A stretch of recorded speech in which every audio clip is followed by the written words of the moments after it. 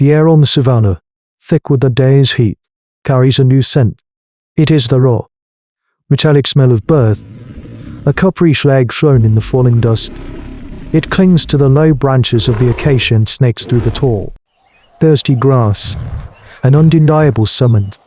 For the clan of Australopithecus, it is the scent of continuity. For everything else that hunts in the twilight, it is the scent of a meal. Say, the new mother lies exhausted in a shallow depression of scraped earth, her body a shield around the tiny, squirming form that has just left it. The infant's cry is thin, a reed-like sound almost lost in the vastness of this prehistoric life, yet it is the loudest sound in the universe. The others do not hoot or celebrate. They gather.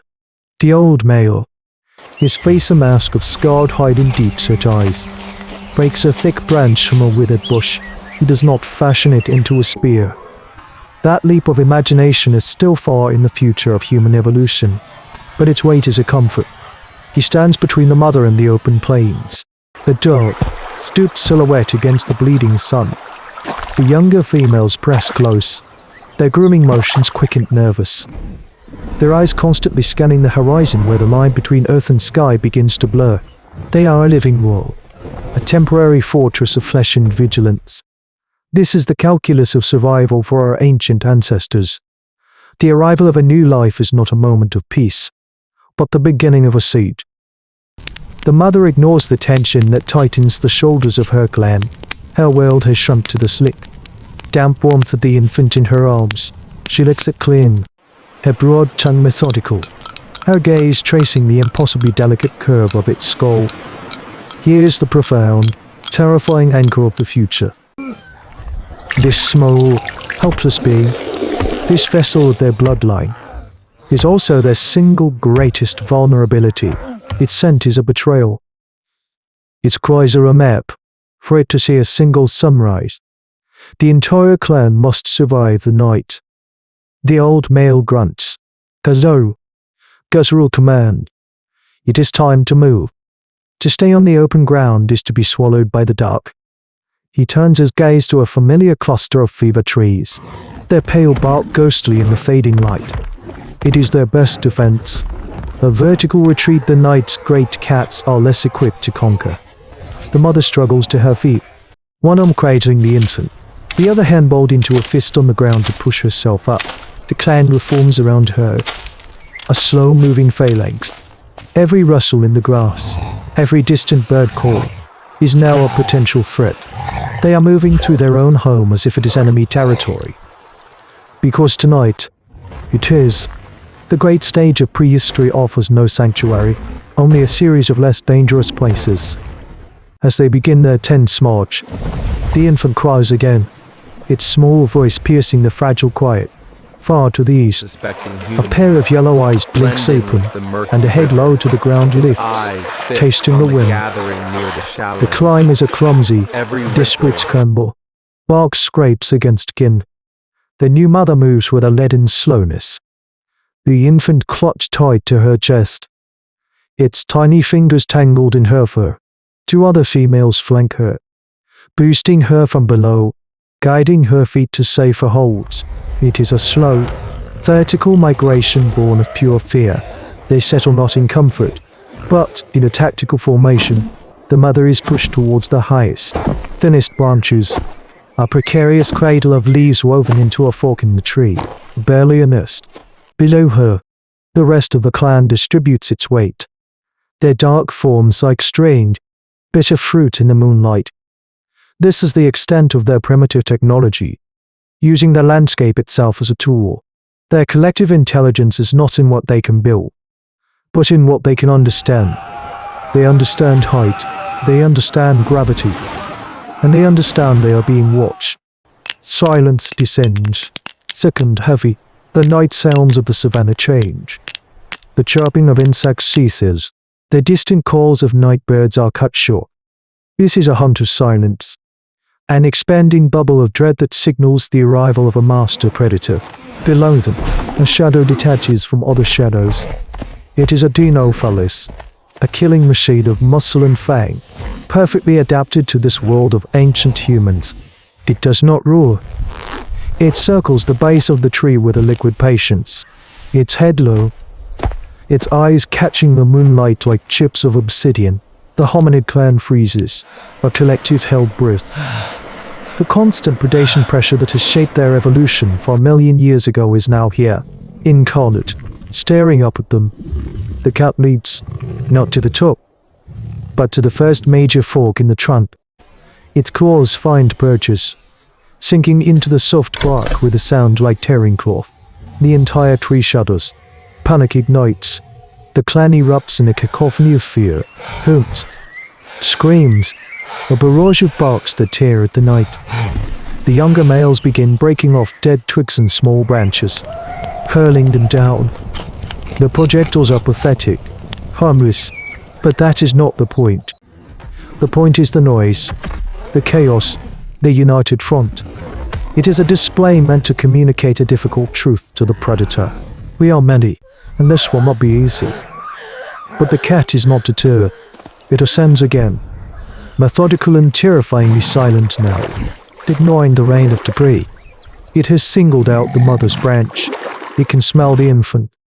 It sees the easiest male. It is at this moment that the old male, positioned on a lower, thicker branch, makes his choice. He moves. Deliberately, he shimmies down, placing himself on a limb that extends further out. A more accessible target. He screams a challenge. Desperate sound, and thrashes the branch, drawing the cat's luminous eyes to him. He is offering a trade, a court tenet of our human ancestors' survival. His life for the infants. It is an act of pure altruism, the bedrock of community. The cat hesitates for a fraction of a second, recalculating. The old, scarred male is a bigger risk, but a more certain prize.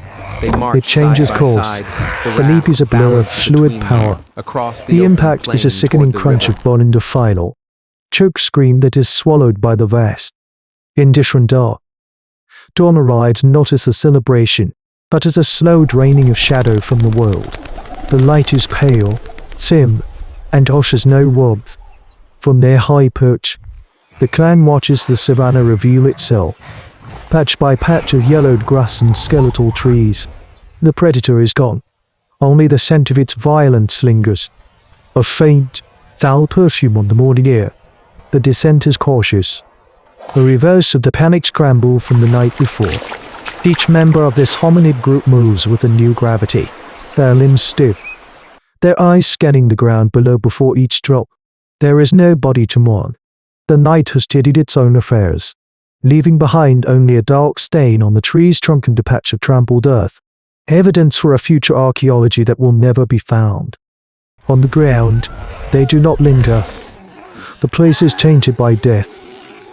They regroup in a tight circle, a defensive posture that has now become second nature. In the center is the mother, bent in her arms and the cause of both their terror and their salvation. The infant is quiet, its eyes sealed shut, its tiny chest rising and falling in a fragile rhythm. A female, the old male sister, reaches out and grooms the new mother's fur with slow, deliberate strokes. It is not comfort as we would know it. It is maintenance. It is the physical act of reaffirming the social bond, of mending the tear in their collective spirit. The principle of kin selection is not a conscious thought. It is a brutal, biological imperative. The old male's sacrifice was an investment, paying his own life forward to protect the shared genetic future held within that tiny, sleeping form. He is gone, but his purpose is fulfilled. The clan's focus shifts entirely to the living.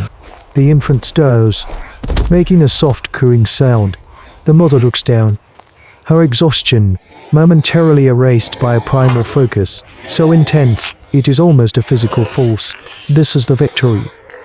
Not in the driving off of a predator, but in this single, quiet breath.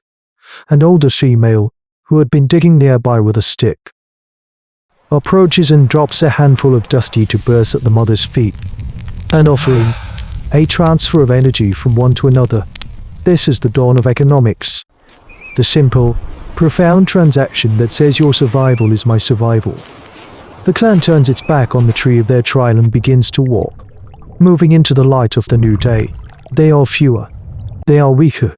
But they are still here. And the infant, cradled against its mother's heart, represents the only promise that matters in this life million years ago. The promise of a next dawn.